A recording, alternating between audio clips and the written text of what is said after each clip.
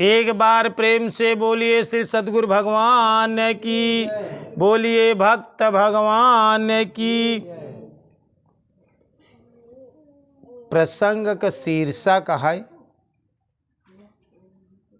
एक इंसान मैं हर बार आजमाता हूं कि ईश्वर है कि नहीं। मैं एक इंसान का प्रश्न है कि मैं हर बार आजमाता हूं कि ईश्वर है कि नहीं, पर उसने एक बार भी सबूत नहीं मांगा कि मैं इंसान हूं कि नहीं। हर आदमी भ्रम में ये बा कि यार ईश्वर है कि नहीं है। ईश्वर है तो क्यों दिखता नहीं है? ईश्वर है तो फिर इतने अन्याय अत्याचार क्यों होते हैं? कभी कभी लोगों के अंदर ऐसा भ्रम उत्पन्न होता है, लेकिन हम खोज करते हैं कि ईश्वर है कि नहीं। लेकिन क्या ईश्वर कभी सबूत मांगा कि तुम इंसान हो कि नहीं? ईश्वर कभी सबूत नहीं मानते। तो दोस्तों, खोज करा कि आजमावा कि ईश्वर है कि नहीं। अपने अनुभव से खोजे की कोशिश करा तो कभों कुछ लोगन के अंदर शक होता है, यार ईश्वर है कि नहीं है। अगर ईश्वर नहीं है तो तुम अपनी आंख की पलकों को कौन गिराता है? क्यों थाम ले कि हाथ ना गिरे?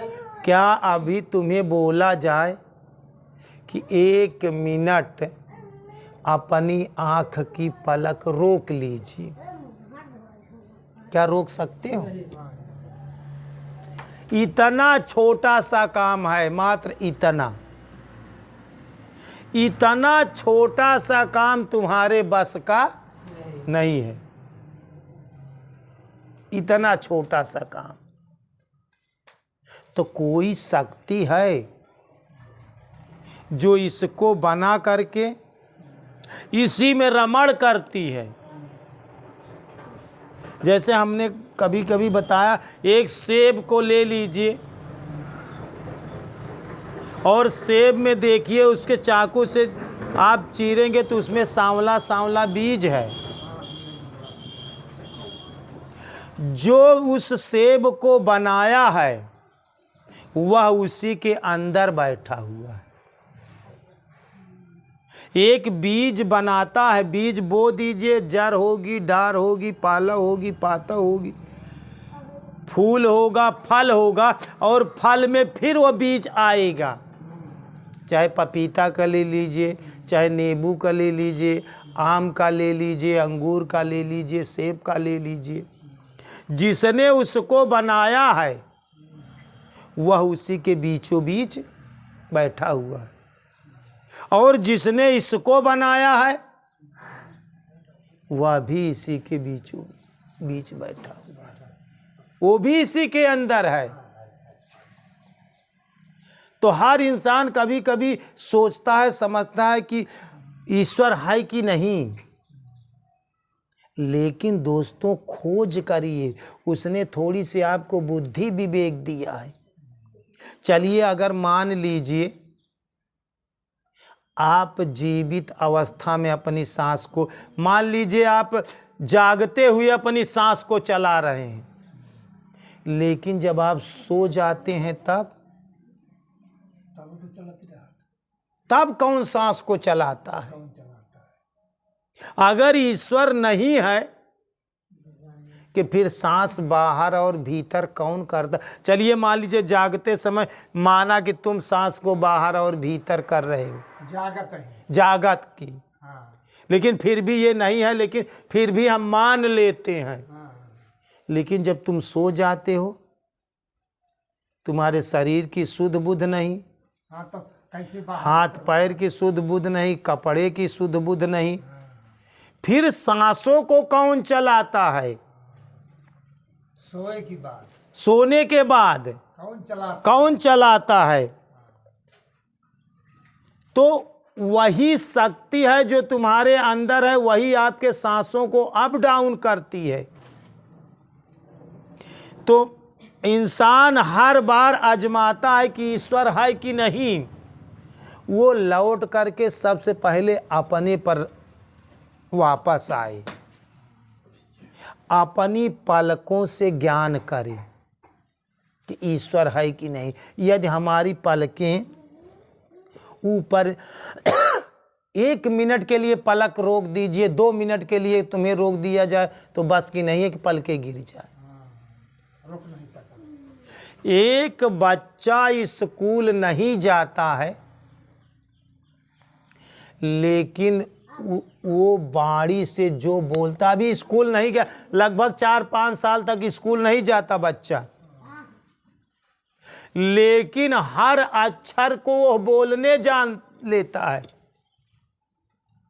कौन सिखाया उसे? माँ कहने कौन सिखाया? माँ कहते समय उसके बाड़ी के उसके ओंठों को कौन जुट करता है? माँ। इसको कौन बताता है जीभ को कि ऐसा करो, ओंठ को ऐसा करो तो माँ बनेगा? हाँ, शब्द निकला है। ये शब्द कैसे ओंठों को कौन पढ़ाता है? जैसे हमने वो पढ़ाता, पा पा कहते समय कौन बताया कि ओंठ बंद होना चाहिए, और ला कहते समय कौन बताता है जीभ को ऐसा होना चाहिए? ये कौन सिखाता है? बच्चा तो स्कूल में भी नहीं गया है। तो इंसान आजमाता है कि ईश्वर है कि नहीं। दोस्तों, आप अपने ऊपर लौट कर देखिए, ईश्वर समझिए कि है कि नहीं। अब समझने की कोशिश करें। जब हम आप पैदा हुए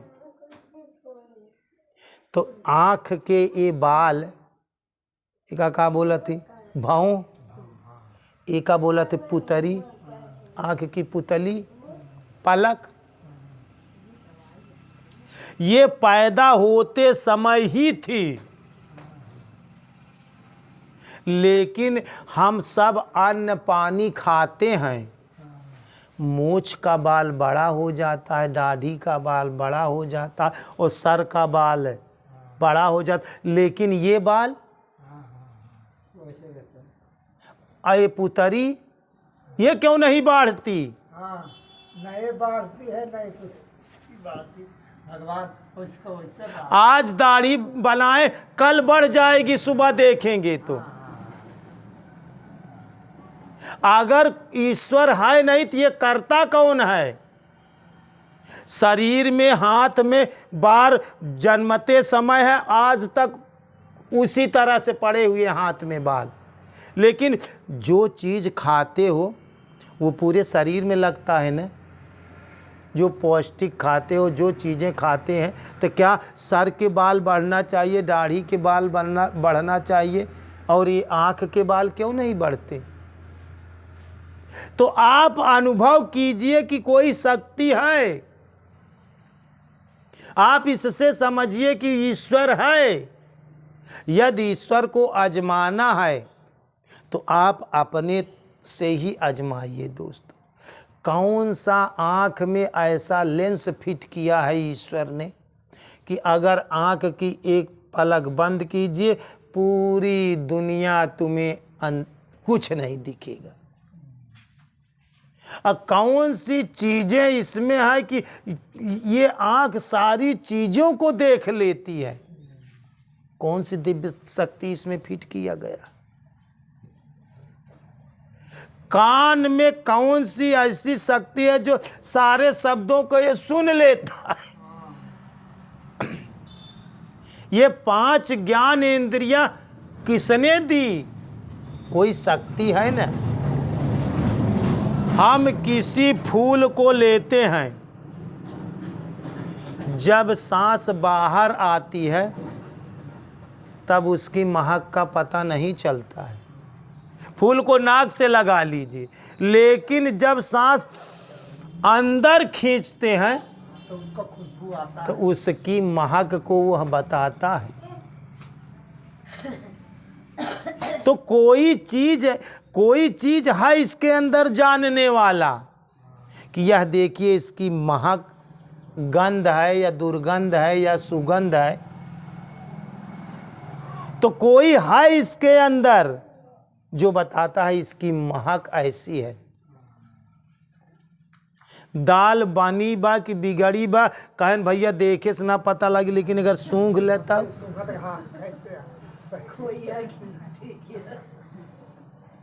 हम लोग कॉलेज में पढ़ते थे, अध्यापक परीक्षा ले रहे थे, तो उसमें क्या किया था, टेबल पर दो डिब्बे, दो थाली में रखा था, एक में नमक पीस करके, एक में चीनी पीस करके, और आपको जो है कि बताना है कि कौन में नमक है कौन चीनी है। अब आँख उसको नहीं बता सकते, हम देखते हैं, लेकिन आँख न चीनी और नमक पीस कर रखा गया है दोनों।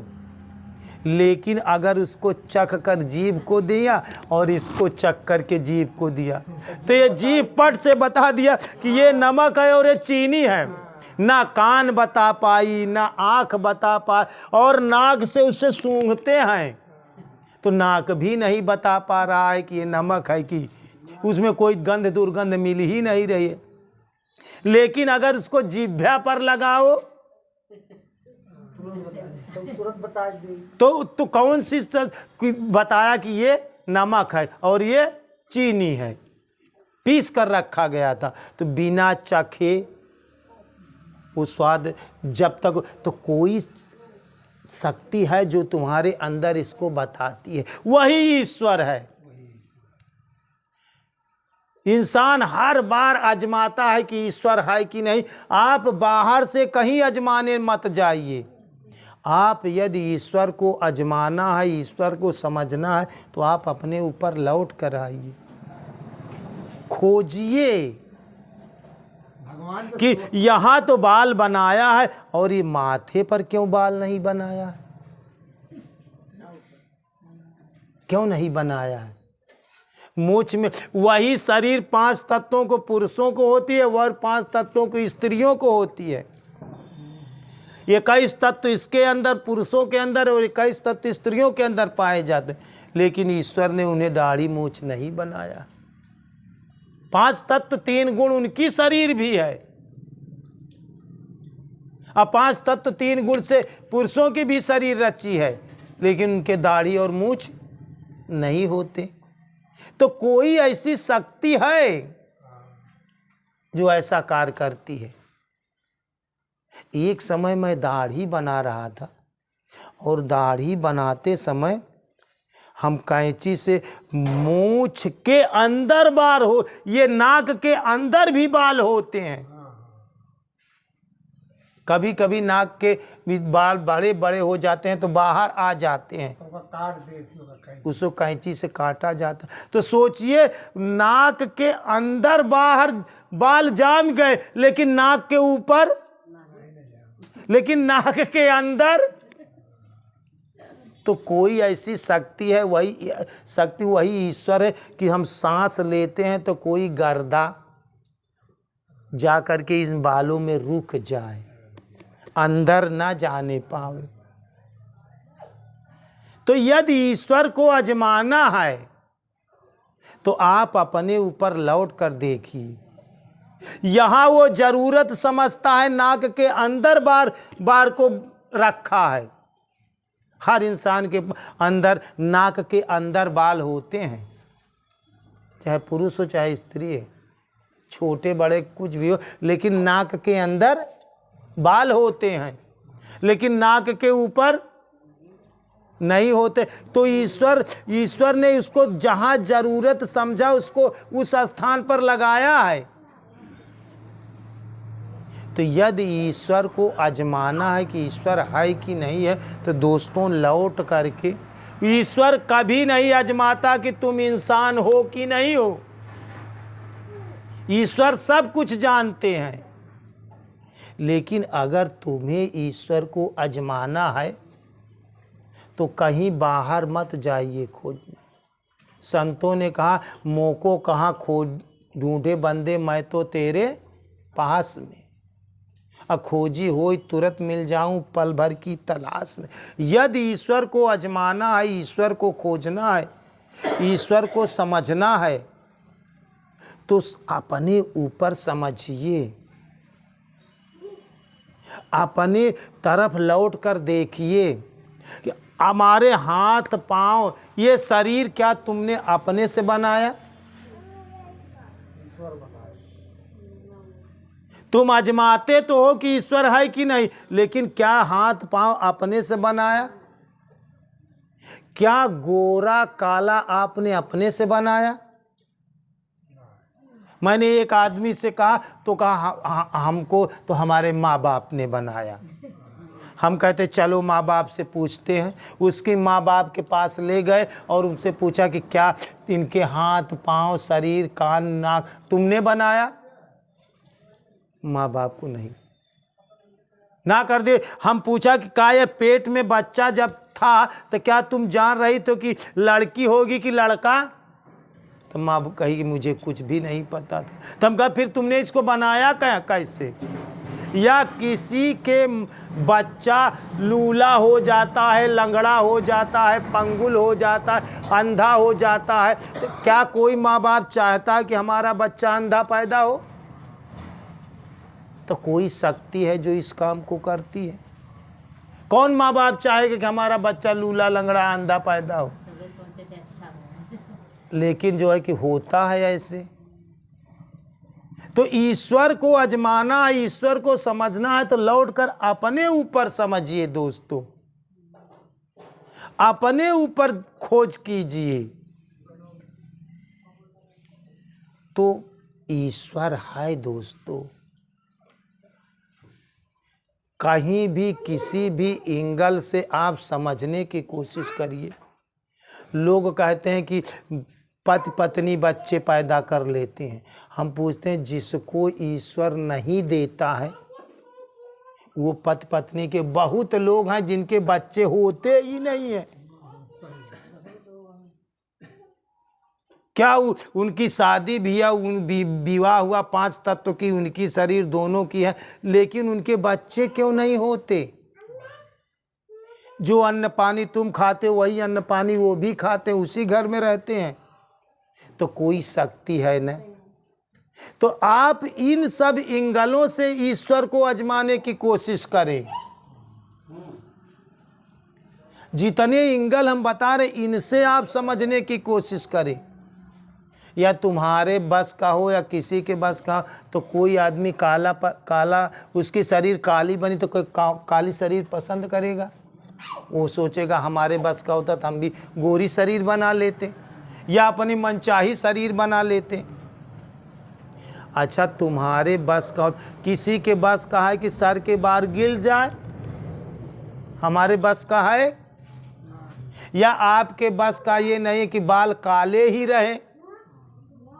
तुम्हारे बस का होता तो बाल पकने न पावे, एक दिन सबके बाल पक जाते हैं। तो कोई ऐसी शक्ति है। तुम्हारे बस का हो तो तुम्हें बुढ़ापा न आने पावे। तो कोई शक्ति है। या आप हर बार आजमाते हैं कि ईश्वर है कि नहीं है, लेकिन उसने एक बार भी नहीं पूछा कि तुम इंसान हो कि नहीं हो। वो सब कुछ जानते हैं इसलिए नहीं पूछते हैं। भ्रम तो हम इंसानों के अंदर है। तो इन सब एंगलों से समझने की कोशिश करिए। तुम कहते हो कि हमारा पुत्र है। अगर तुम्हारा पुत्र है, तुमने पैदा किया है, तुमने उसे बनाया है, तो तुम्हारे कहने पर क्यों नहीं तुम्हारा लड़का चलता है? तो कैसे तुम्हारा लड़का है? वो किसी और का है। तुम सिर्फ निमित्त मात्र हो, एक आधार हो। अगर तुम्हारा बच्चा है तो तुम कहते हो कि हमने बच्चे को पैदा किया, पाला पोसा है, तो बच्चा अगर एक दिन चेक कर लीजिए, तुम्हारा बच्चा तुम्हारे कहने पर सब काम नहीं करेगा। करता है किसी का बच्चा? तब कैसे बच्चा? वो सबका मालिक एक है, उसी के सब संतान हैं। तो आपको ईश्वर को आजमाना है तो इन सब एंगल से आजमाइए। ईश्वर को समझना है तो जो दिखाई पड़ रहा है इसी से अदृश्य का पता लगाइए। पहले जो दिख रहा है इसी दिखने से उस अदृश्य का पता लगाइए। इतनी दूर इसी गाल पर कुछ दूर बाल है तो कुछ दूर नहीं है, ये भी तो इसी शरीर से अटैच है। तो कोई शक्ति है ना जो ऐसा करामात करती है।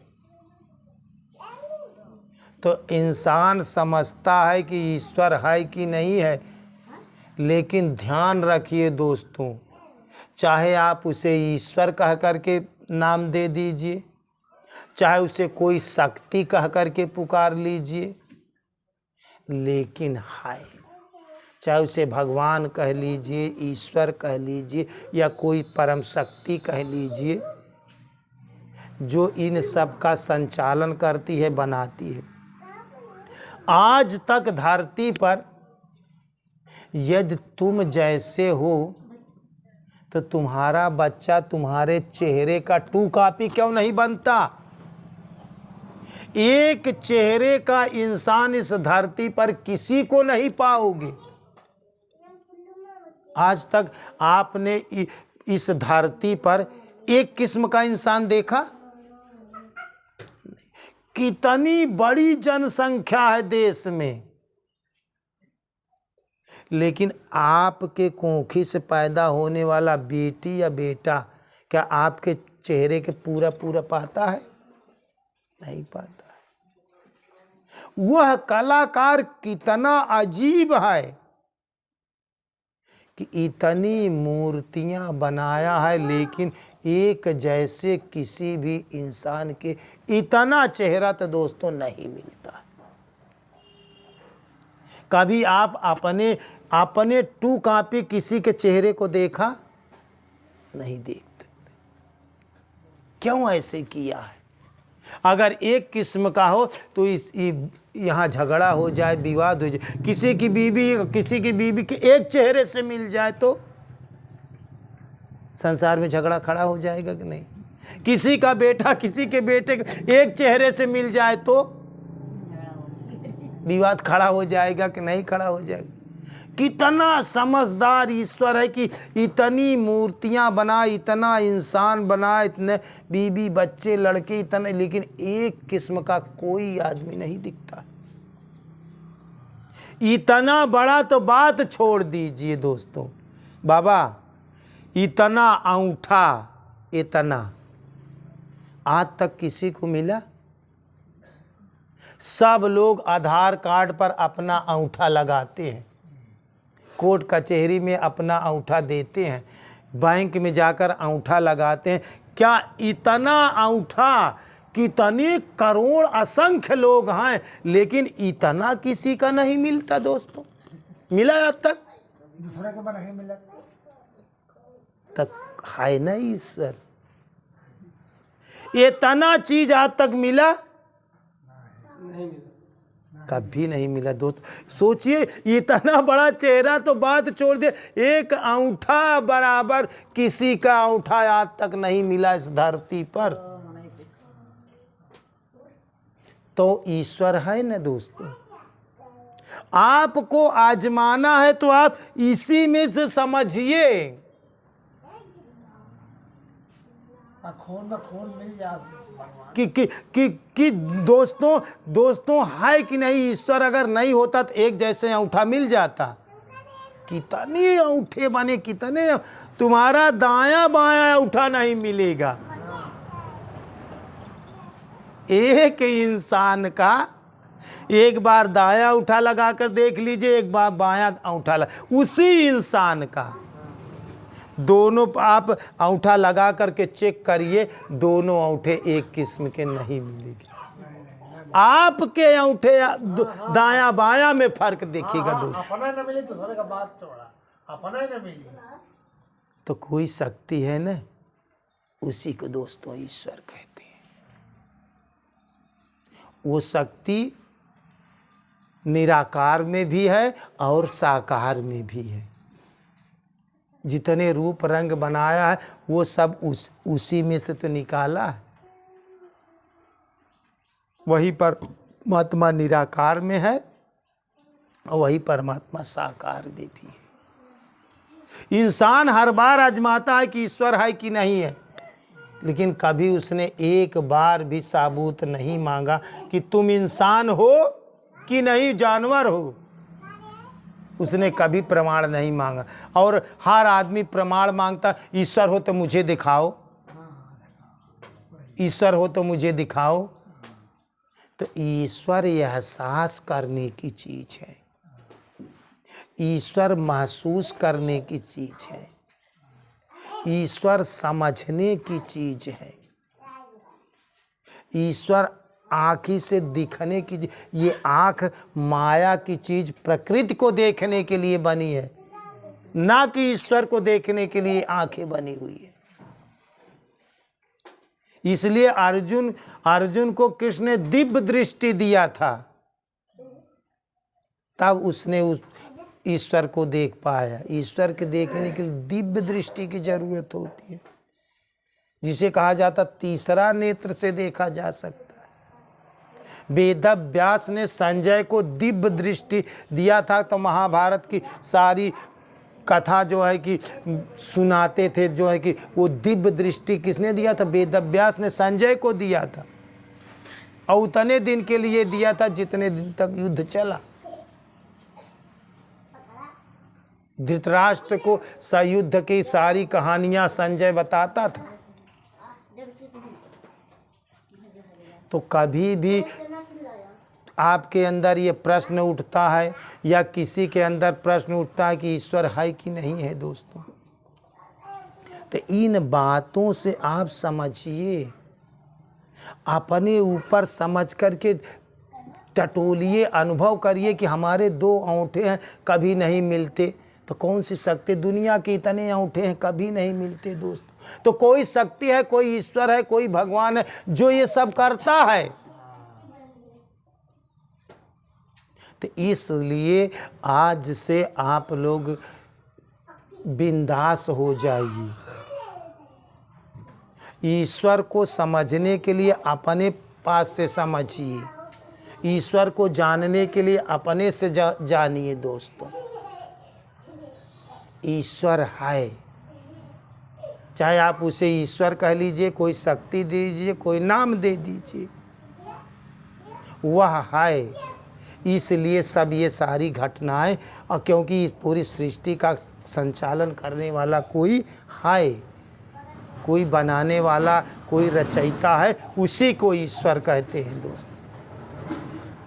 वो आपको नहीं आजमाता इसलिए कि वो सर्वज्ञ हैं, वो सब कुछ जानते हैं, इसलिए वो आपको नहीं आजमाते हैं। लेकिन आपको अपने से ही समझ लेना है कि दोस्तों ईश्वर है कि नहीं है। अब आपको कुछ बातें समझ में आई होगी, इसी तरह आप अनुभव करके देखिए कि सब कुछ करता धरता है तो सिर्फ एक ईश्वर ही है। ईश्वर है दोस्तों, इस पर कोई शक मत कीजिए। वह इसलिए नहीं मनुष्यों को आजमाता है कि वह ईश्वर सब कुछ जानते हैं, सिर्फ इंसान उसे आजमाता है और जानना चाहता है। तो इन सब चीज़ों से आप जानने का और समझने का और आजमाने का प्रयास करें। एक बार प्रेम से बोलिए श्री सद्गुरु भगवान की, बोलिए भक्त भगवान की जय।